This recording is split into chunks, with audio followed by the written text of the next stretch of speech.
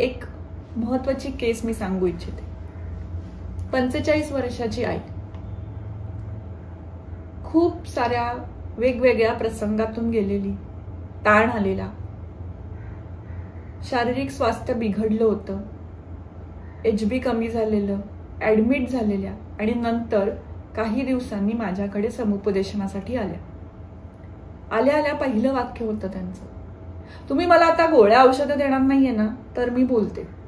त्यांना म्हटलं नाही, माझं ते कामच नाहीये, आपण बसून बोलूयात. बोलताना एक एक गोष्ट पुढे निघत आली. एकत्र कुटुंब, सासू सासरे सोबत, 2 मुलं, नवरा कायम बाहेरगावी, फिरतीवरती.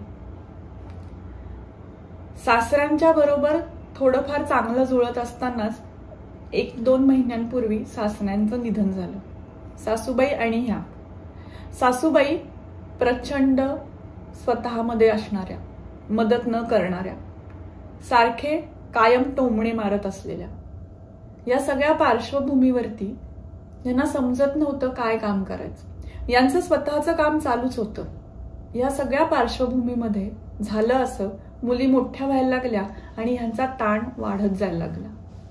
कामाचा ताण घरात निघायचा, घरचा ताण कामावरती यायचा आणि कामामध्ये कमी जास्त व्हायला लागलं. नवऱ्याचा हवा तसा सपोर्ट नव्हता. नवरा कधीच आईबद्दल ऐकून घ्यायला तयार नव्हता. आणि या सगळ्या पार्श्वभूमीवर त्यांना एके दिवशी असं झालं की काही नको, बंद करावं असं वाटलं. खाणं पिणं कमी झालं आणि त्याचा परिणाम शारीरिक बरोबर मानसिकरित्या व्हायला लागला.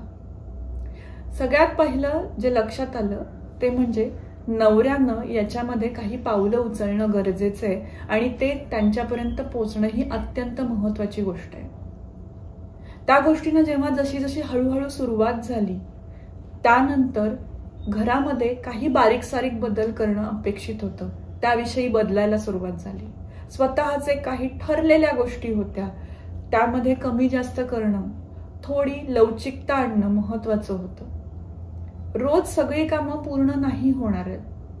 विशिष्ट पद्धतीनं विशिष्ट अट्टहास मी करून जर चालत राहिले तर त्याचा त्रास मलाच होणार आहे, हे आईला जेव्हा पटवून देण्यात आलं तेव्हा त्यांच्या वागण्यामधला थोडा अट्टहास कमी झाला. कारण या सगळ्याचा परिणाम त्यांच्या कुटुंबावरती होत गेला.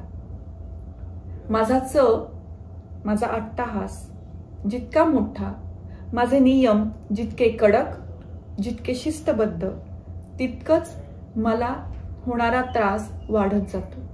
माझ्याकडून असलेल्या अपेक्षा वाढतात, तसंच माझ्या दुसऱ्यांकडून असलेल्या पण अपेक्षा वाढत जातात. मी करते मग यांनी का नाही करायचं, मला जमतं तर मग यांना का नाही जमत. या सगळ्या प्रकारामध्ये आपण गुंतत जातो आणि मग बाहेर पडताना, व्यक्त होताना बऱ्याचदा चिडचिड आणि वैताग बाहेर पडतो.